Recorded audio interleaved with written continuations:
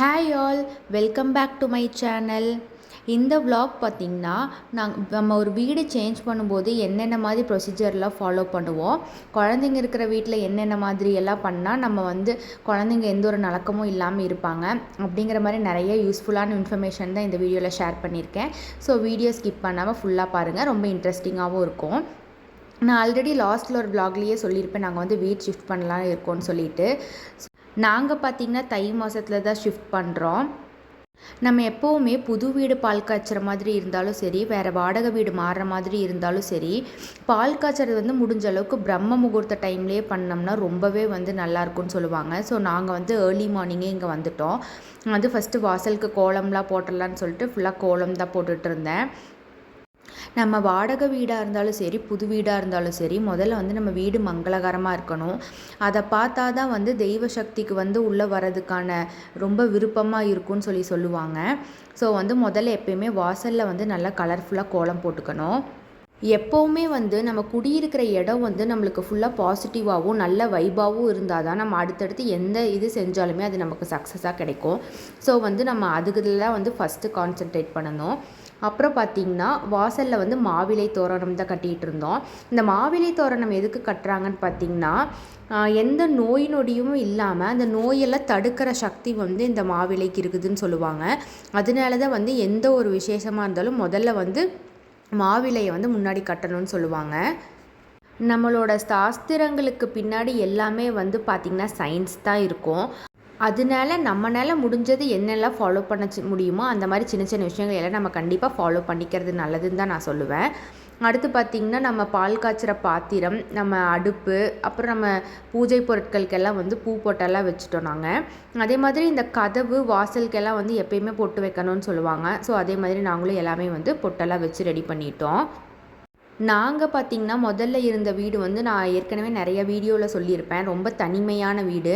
அதனால தான் நாங்கள் மெயினாக வீடு ஷிஃப்ட் பண்ணுறதுக்கு காரணமே.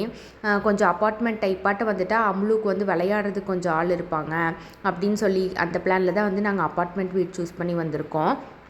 குழந்தைங்க இந்த காலத்துலலாம் விளையாடுறதுக்கே அதிகமாக வெளியில் போகிறதுக்கே விரும்ப மாட்டேறாங்க. அதுவும் என் பெரிய பையன் பார்த்திங்கன்னா கரெக்டாக கொரோனா டைமில் பிறந்ததுனால பெருசாக யார் கூடயுமே மிங்கிளாக மாட்டேறான். அதனால தான் நாங்கள் மெயினாக வீடு சேஞ்ச் பண்ணுறதுக்கான ரீசனே அதுதான். எல்லாத்துக்கும் பொட்டெல்லாம் வச்சு முடித்ததுக்கப்புறம் அடுத்து பூவெல்லாம் தான் வைக்க ஆரம்பித்தோம். எப்பயுமே சாமி படங்களுக்கும் சரி, வீட்லேயும் சரி, மனம் நிறைந்த பூக்கள் எந்த அளவுக்கு இருக்குதோ அந்தளவுக்கு பாசிட்டிவ் எனர்ஜி அதில் அப்சர்வ் ஆகும்னு சொல்லுவாங்க. முடிஞ்ச அளவுக்கு குழந்தைங்க இருக்கிற வீட்டில் எப்பயுமே ரொம்ப பாசிட்டிவ் வைப்ஸோட வீடு இருக்கிற மாதிரி நம்ம வச்சுக்கிட்டோம்னா குழந்தைங்களுக்கு எந்த பெருசான நலக்கமுமே இருக்காதுன்னு சொல்லுவாங்க. ஸோ என்னால் முடிஞ்ச அளவுக்கு நான் எப்பயுமே அந்த மாதிரி தான் வச்சுக்கிறதுக்கு ட்ரை பண்ணிகிட்ருக்கேன். பூக்கள் எந்த அளவுக்கு அதிகமாக இருக்குதோ அந்த அளவுக்கு அந்த பாசிட்டிவிட்டியை அது இழுத்து கொடுக்குமாமா.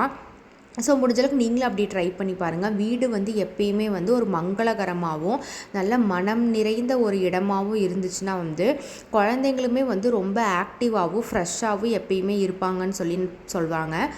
நான் அப்படி தான் ட்ரை பண்ணி பார்த்து எனக்கு அது சக்ஸஸாக இருக்கும். நீங்களும் அதை ட்ரை பண்ணி பாருங்கள். அடுத்து பார்த்திங்கன்னா நம்ம ஒரு வீட்டுக்கு வரும்போது முதல்ல அந்த வீட்டில் இருக்கிற குடும்ப தலைவி நிறை கூட தண்ணீரை தான் ஃபஸ்ட்டு வீட்டுக்குள்ளே கொண்டு வரணும்னு சொல்லுவாங்க. ஸோ நாங்கள் அந்த மாதிரி தான் பண்ணோம். நாங்கள் இதெல்லாம் ரெடி பண்ணுறதுக்குள்ளேயே கொஞ்சம் டைம் ஆயிடுச்சு. சரி, பாலை ஃபஸ்ட்டு அடுப்பில் வச்சுட்டு அதுக்கப்புறம் மித்த சின்ன சின்ன வேலையெல்லாம் பண்ணிக்கலான்னு சொல்லிட்டு பாலை மட்டும் ஊற்றி நாங்கள் கரெக்டாக டைமுக்கு பால் காய்ச்சிடலான்னு சொல்லிட்டு ஃபஸ்ட்டு பாலை அடுப்பில் வச்சிட்டோம். அதுக்கப்புறம் தான் மற்ற சின்ன சின்ன பூஜை வேலைகளை எல்லாம் செஞ்சிட்ருந்தோம் பால் காய. அடுத்து பார்த்திங்கன்னா ஒரு 5 பொருள் கண்டிப்பாக அந்த வீட்டில் ஃபஸ்ட்டு கொண்டு போகணுன்னு சொல்லுவாங்க. என்னென்னு பார்த்திங்கன்னா உப்பு கல், பச்சரிசி, வெல்லம், புளி, அதுக்கப்புறம் ஏதோ ஒரு வகை பருப்பு. அரிசி மட்டும் முடிஞ்ச அளவுக்கு பச்சரிசி வைக்கிறதுக்கு ட்ரை பண்ணுங்கள். அதுக்கப்புறம் பார்த்திங்கன்னா மஞ்சள் பிள்ளையார் பிடிச்சி வைக்கணும்னு சொல்லுவாங்க. அதே மாதிரி மஞ்சள் பிள்ளையாரை எப்பயுமே மொட்டையாக வைக்கக்கூடாது. அருகம்புல்லோ இல்லை ஏதோ ஒரு மலராவது கடைசிக்கு அதுக்கு தூவி தான் மஞ்சள் பிள்ளையாரை வைக்கணும்னு சொல்லுவாங்க. எங்களுக்கு அந்த டைமில் அருகம்புல் கிடைக்கல, நாங்கள் முதல்ல பறித்து வைக்கிறதுக்கு மறந்துட்டோம். ஸோ நாங்கள் மேலே ஒரு பூ மட்டும் வச்சுருந்தோம். அதே மாதிரி காமாட்சி அம்மன் விளக்குக்கு நெய் தீபம் போடுறது ரொம்ப ரொம்ப ஸ்பெஷல். ஏன்னா நெய்யுக்குமே அந்த பாசிட்டிவ் எனர்ஜி அப்சர்வ் பண்ணுற திறன் அதிகமாக இருக்குதாம்மா. ஸோ வந்து நாங்கள் நெய் தீபம் தான் போட்டிருந்தோம். அதே மாதிரி பிரம்ம முகூர்த்த டைமில் பால் காய்ச்சும் போது அந்த பஞ்சபூதங்களுக்கு நன்றி சொல்கிற விதமாக வந்து 5 பிரம்ம முகூர்த்த விளக்கு ஏற்றினோம்னா அது ரொம்ப ரொம்ப ஸ்பெஷல்னு சொல்லுவாங்க. ஸோ நாங்கள் வந்து அந்த மாதிரி தான் ஏற்றி வச்சுருந்தோம். நம்ம காலை வேளையில் எந்த ஒரு பூஜை செஞ்சாலுமே நம்ம சாமிக்கெல்லாம் வந்து எந்த அளவுக்கு முக்கியத்துவம் கொடுக்குறோமோ அதே அளவுக்கு நம்ம பஞ்சபூதங்களுக்கும் யூனிவர்ஸ்க்கும் வந்து முக்கியத்துவம் கொடுக்கணும். கொடுத்து அதுக்கான ஸ்பெஷலாக தான் இந்த விளக்கு வந்து இப்போ ஏற்றிட்டுருக்காங்க. இது வந்து உண்மையாகவே அந்தளவுக்கு ஒரு நல்ல ஒரு பாசிட்டிவிட்டியை கொடுக்குன்னு தான் நான் சொல்லுவேன். ஸோ கண்டிப்பாக நீங்களும் இதை ட்ரை பண்ணி பாருங்கள், நிறைய சேஞ்சஸ் தெரியும் உங்களுக்குமே. அதுக்கப்புறம் பார்த்திங்கன்னா பாலும் எங்களுக்கு சூப்பராக பொங்கிருச்சு. அதுக்கப்புறம் நல்லபடியாக நாங்கள் பூஜை போட ஆரம்பிச்சிட்டோம். அதே மாதிரி பூஜை செய்யும்போது கண்டிப்பாக வந்து மணி அடித்து வழிபடுறது வந்து ரொம்பவே நல்லதுன்னு சொல்லுவாங்க. எதுக்காக அந்த மணி அடிக்கணும்னா, அந்த மணி சத்தம் கேட்டால் வந்து நம்மளை சுற்றி ஏதாவது நெகட்டிவிட்டியோ இல்லை நெகட்டிவ் வைபோ இருந்தாலுமே அந்த மணி சத்தத்துக்கு வந்து பயந்து ஓடிருமாமா. ஸோ வந்து கண்டிப்பாக பூஜை செய்யும்போது மணி அடித்து பூஜை செஞ்சு பாருங்கள்.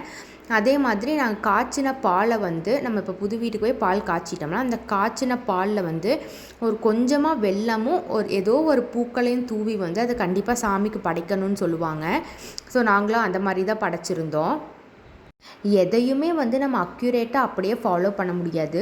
நம்மளால சின்ன சின்னதாக என்னெல்லாம் பண்ண முடியுமோ அதெல்லாம் பண்ணலாம் அப்படிங்கிற மாதிரி தான் நாங்கள் பண்ணியிருந்தோம். நமக்கு என்னென்னா மெயினாக நம்ம வீட்டுக்கு, அதுவும் நம்ம வீட்டில் குழந்தைங்க இருக்காங்க. ஸோ வந்து நம்ம போகிற இடம் வந்து ரொம்ப அமைதியாகவும் அவங்களுக்கும் வந்து எந்த ஒரு நலக்கமும் இல்லாமல் நல்லபடியாக இருக்கணுங்கிறது மட்டும்தான் என்னோடய எண்ணத்தில் இருந்தது. ஸோ அதுக்கு நான் என்னெல்லாம் பண்ண முடியுமோ நான் வந்து அந்த மாதிரி தான் பண்ணினேன்.